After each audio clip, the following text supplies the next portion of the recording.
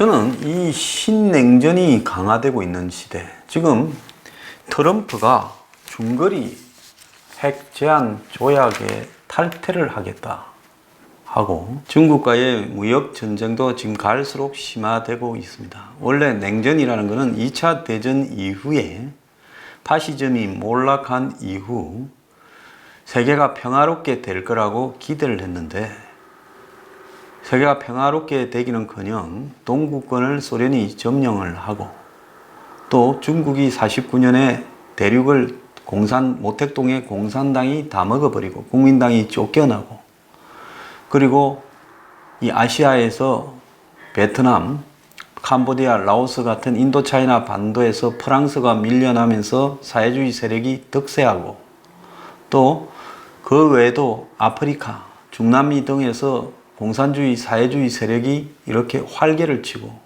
또 비동맹이라면서 사실상 사회주의 편을 드는 신생 독립국가들의 숫자가 늘어나고, 미국의 코앞에서 쿠바가 공산화되는 일이 벌어지면서 그것을 동서간에 군사적으로 동맹을 맺고 대립하는 양상을 냉전이라 불렀습니다. 자, 한국은 그 속에서 미국과 동맹을 택했는데요. 당시 6.25 전쟁이라는 것이 한국이 미국과의 동맹이 아니었기 때문에 한국은 먹어버릴 수 있다라면서 미국과 유엔의 태도를 테스트해 보기 위해 소련과 중국이 김일성을 앞세워서 남침을 했던 겁니다. 그래서 당시 한 보름 정도만 늦었더라면 아마 한국도 공산화가 되고 말았을 거라고 이렇게 생각이 되죠. 그 이후에 쭉 군사적 긴장과 대결, 핵과 전략 핵무기, 즉 ICBM이나 중단거리 미사일 등으로 대립을 해왔습니다. 동서간에요.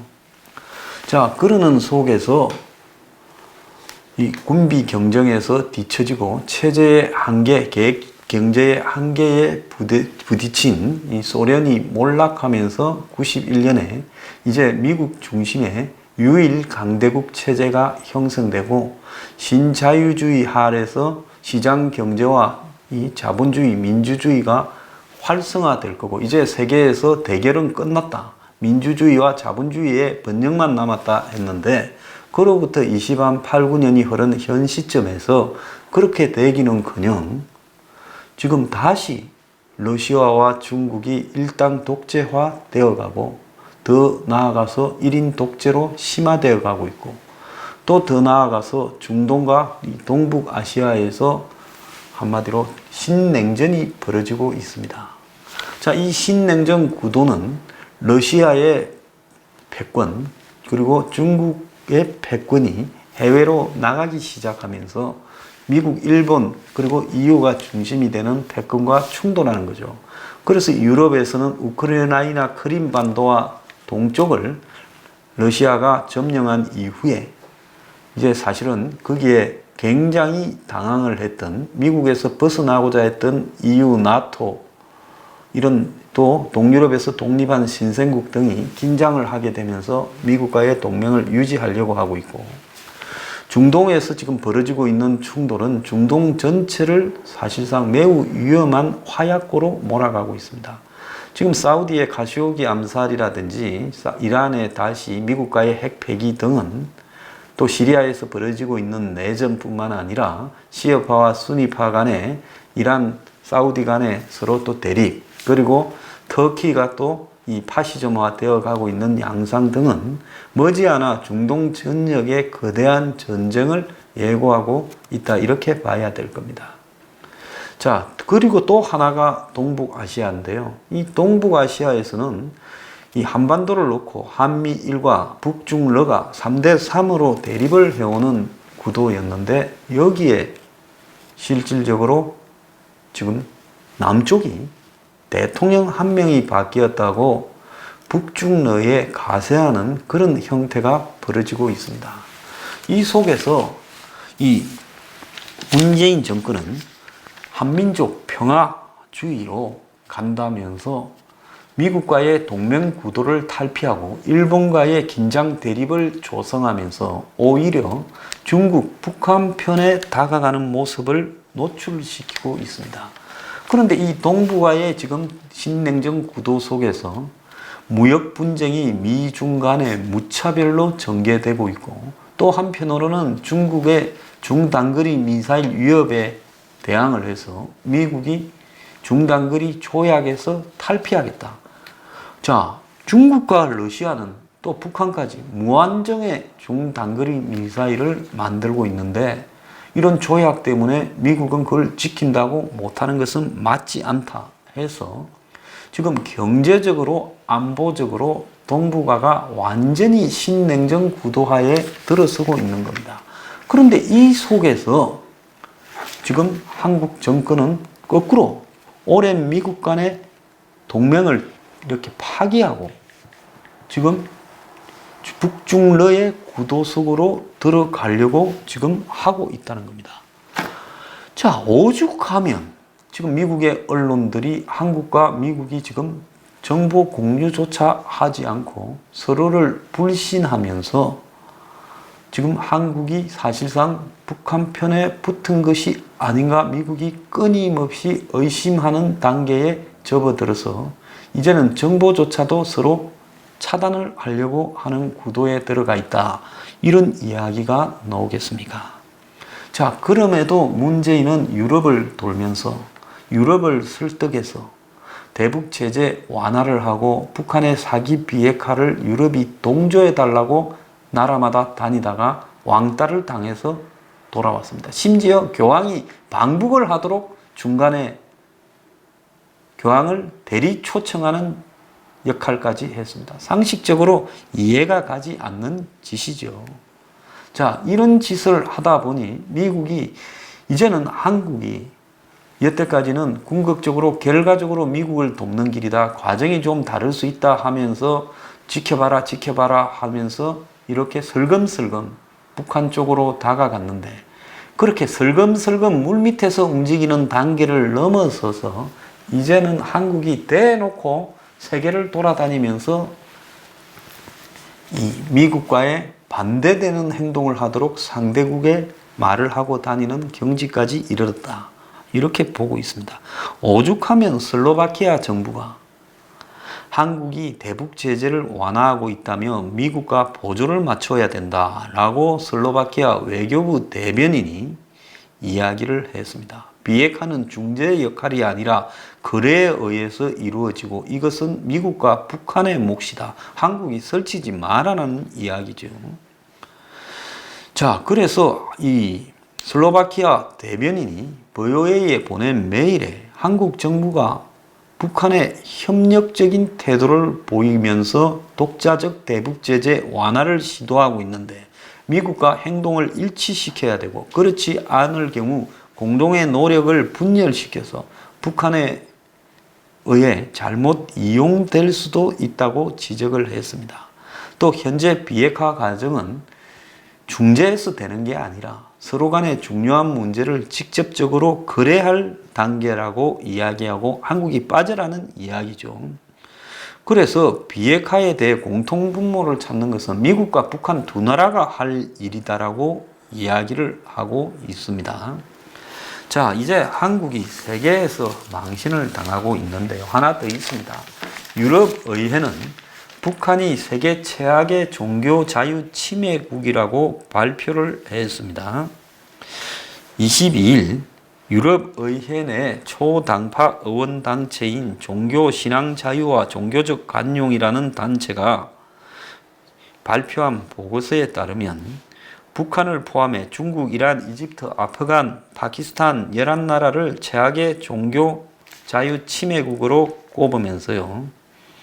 종교 자유 침해가 가장 심한 것을 10점이라 했을 때 북한을 10점을 주었습니다. 그러면서 이 싱가포르 회담에서 북한이 핵 폐기를 운운했지만은 지금까지 북한 지도부가 심각한 인권 유린을 중단했다는 흔적은 하나도 보이지 않고 있다. 평양에는 기독교 교회 5개가 있지만 이들은 정부에 의해 통제되고 있다. 자, 그래서 북한에는 종교 활동을 소수가 하고 있지만은 이들이 전부 붙잡혀서 수감이나 고문 등 가혹한 처벌을 받고 있다. 그래서 교황이 북한을 조건이 맞으면 갈 수도 있다 했지만은 이유가 교황청이 있는 유럽을 지배하는 정치 연합체지 않습니까? 그래서 EU의 판단이 이런데 교황이 이걸 벗어나 가지고 북한을 갈 수 있겠는가? 자, 교황청 대변인은 초청을 대신 구두로 받았지만 바티칸 측은 많은 이야기를 하지 않았다라고 말하고 있고, 자, 올해 UN 북한 인권 결의안이 또 곧 채택될 가능성이 있습니다. 이달 말에. 이게 한국 정권의 딜레마가 될 거라는 거죠. 자, 그렇게 되면 지금 유엔은 2005년부터 13년간의 북한 인권을 결의안을 채택을 하는데 한국은 또 올해 기권할 겁니까? 그래서 말은 기권 안 한다고 하고 있습니다. 자, 이런 상황에서 한국이 지금 벌이고 있는 남북 간의 한민족 평화주의 형태는 전 세계의 웃음거리가 되고 있다는 겁니다. 한때 일본에서는 일국 평화주의라는 게 있었습니다. 일본의 좌파나 평화운동을 한다는 사람들이 냉전 시대에 미국, 소련의 어느 쪽에도 속하지 말고 우리는 혼자서 평화를 지켜가자 했는데, 비무장 중립체제, 평화헌법 하에서 결국 이것이 불가능한 이야기다. 미일 동맹 하에서 미군의 주둔과 또 자위대의 전력 정강을 하는 것이 현실적인 방안이라면서 좌파들의 이런 황당한 주장은 지금 코미디로 치부되고 있습니다.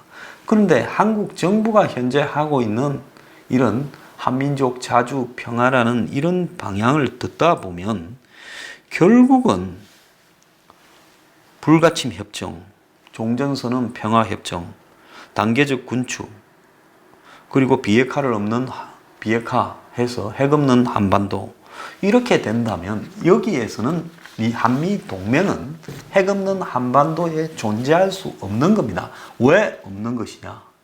결국 유엔 사령부가 해체될 거고 DMZ도 무력화될 건데, 문재인의 말대로 종전선언이 되어도 유엔사가 유지되고 DMZ가 유지되고 더 나아가서 평화협정이 돼도 미군이 주둔할 수 있는 상황이 되지 않는다는 겁니다. 한반도 비핵화인데, 한반도 비핵화라는 것은 결국은 뭘 이야기합니까? 미군은 전 세계 어디 존재하든 해구산을 전제로 하고 있는 겁니다. 미군이 있는 기지에는 항상 미국의 전략 폭격기들이 나타나고 또 미국의 스텔스 전폭기들이 등장하고 또 해상으로는 미국의 핵 항모가 등장하는데, 만약에 한반도 비핵화가 이루어진다면 미군의 전략 폭격기나 미국의 핵 항모나 또 핵 잠수함 등이 올 수 있겠습니까? 올 수 없지요. 그렇게 되면 어떻게 되겠습니까? 그런 미군이 어떻게 존재할 수 있겠냐는 거예요. 그래서 평화협정이 맺어지고 군축을 하고 핵 한반도가 되고 DMZ가 공원이 되는 시대쯤 되게 되면 미군은 있을래야 있을 수 없이 돌아가는 것이고, 결국은 한미 동맹은 깨어져야 논리적으로 맞다라는 겁니다. 지금 문 정권이 그렇게 가고 있으면서 미군 철수는 없다, 동맹은 유지된다고 이야기하면서 다른 한편으로는 전시작전권 내놔라, 비행기 띄우지 마라, 훈련도 하지 마라까지 이야기를 하고 있습니다. 자, 당장 11월 1일부터 군사 합의에 의해서 병용도에서 K9 자주포 발사 훈련을 할 수 없게 되어 가지고 지금 K9포 발사 훈련을 하려고 하면 어디로 와야 되느냐? 육지로 싣고 와서 훈련을 하고 다시 배에 실어서 병영도로 가져가야 된다는 겁니다. 자, 이런 황당한 일이 지금 발생을 했고, 지금 해병대가 섬에 고립되었다라는 이야기까지 나오고 있습니다. 왜 그러느냐? 지금 한번 보십시오. 이 평화수역이라고 서해 완충수역이라고 이야기를 하면서 남북 각각 40km라 했다가 남측은 85, 북측은 50이라고 이렇게 확인이 되었고 그게 별 문제가 없다라는 식으로 정권은 이야기를 하고 있습니다. 자, 이 속에서 완충수역 안에서는 이렇게 사격을 할 수 없다라는 겁니다. 자, 그러면서 북한도 하지 못하니까 우리는 이득이다. 이런 황당한 소리를 하고 있는데요. 자, 북한은 본토에서 쏘지 않습니까? 연평도나 이 백령도에. 그렇기 때문에 본토에서 쏘기 때문에 문제가 될 게 하나도 없지요. 안 쏴도요. 왜? 그대로 두고 뒤로 쏘고 하면 되는 거니까 방향만 돌려가. 그런데 한국은 북한에 아주 가까운 몇십 킬로밖에, 20, 30킬로, 30, 40킬로밖에 안 되는 설매 K9 자주포가 고립되어 있는데 이걸 쏘는 연습을 할 수도 없습니다. 바다를 향해서 쏴도요. 지난번에 연평도 포격 사태가 벌어졌을 때 있던 K9 자주포 중에서 절반이 발사가 안 되는 일이 발생을 했지 않습니까? 바다를 향해서 숱하게 쏘는 연습을 해도요. 그런데 이제 그놈을 쏠라 하면 육지로 들고 나와야 되는 일이 11월 1일부터 발생을 한다는 겁니다. 근데 이게 뒤에 딱 숨어 있는데 지금 북한의 해안포만 발사를 안 한다고 그렇게 지금 해버린 겁니다. 그러니까 한마디로 2차 대전이나 6.25 때 쓰던 북한의 구식 해안포를 안 쏘는 대신에 한국의 K9 자주포를 안 쏘는 것은 훈련에 10,000원짜리하고 1,000,000원짜리를 바꿔먹는 짓거리를 한 겁니다. 자, 참 기가 찬 이야기인데요. 북한은 사실상 수십 년간 투자하지 않고 옛날에 고물 대포를 이렇게 절벽이나 동굴 안에 넣어놨던 거, 즉 폐기 직전의 거를 안 쓰겠다고 하면서 한국의 서해 5도에 있는 최신 포들을 고립시킨 겁니다. 이것도 연평도 포격 때 서해 5도가 당하는 모습을 보면서 그걸 강화한다고 K9 자주포라든지 다연장 로켓이라든지 미사일 등을 많이 배치를 했지요. 그런데 이걸 이제는 쏘는 훈련도 못하게 만들어 놨다는 겁니다. 이게 말이 되는 거냐. 지금 이런 짓거리를 문 정권이 지금 하고 있는 겁니다. 자, 지구상에 유일하게 냉전 체제가, 구냉전 체제가 지금까지 신냉전으로 이어지는 한반도에서요. 이 정권은 자기들만 대전환이 되고 있다라는 이 사고에 빠져가지고 지금 반미 행위를 하면서 친북 행위를 마음대로 자행을 하면서 그것이 그래도 결국은 미국을 돕는 거라는 황당한 소리와 함께 잘 될 거라고 자기들끼리의 낙관에 빠져 있습니다. 결국 이 정권이 주장하는 한민족 평화주의라는 것은 결국은 북한에다가 이 나라를 갖다 바치자라는 것은 이제 더 지켜볼 것까지도 없어요. 오죽하면 종교도 없고 인권도 없는 나라에 교황을 초청한다라는 쇼를 김정은을 대신해서 심부름해서 문재인이 전달하고 자빠졌겠습니까? 이 정권은요, 이제 자신들의 반대하는 사람을 두드려 잡으려고 사법농단을 일으키고, 그리고 지난 보수 정권을 마치 쓰레기처럼 이렇게 단정하기 위해서 적폐라는 것을 일으키고, 이제 저들한테 비판하는 사람들을 가짜 뉴스라고 사법 처리한다고 하고 있습니다. 이런 정권에서 민주주의라는 것이 과연 해당되는 것인가? 그리고 이들이 한민족 평화주의를 한다라는 그런 표현에 이 우매한 국민들이 속아서 더 가야 될 것인가? 이제는요, 국민들이 저항을 시작해야 될 때라고 보고 있습니다. 동아일보 앞에 일민미술관에 이 큰 현수막이 붙었는데 거기에 엉망이라고 두 글자가 담겨 있다고 합니다. 이 나라 꼬라지가 그야말로 온 사방이 엉망이 되어 가고 있습니다. 이제요, 이 정권을 더 이상 용납해서는 안 될 때입니다. 전부가 각자 할 수 있을 만큼의 저항을 시작해야 될 때라 보고 있습니다.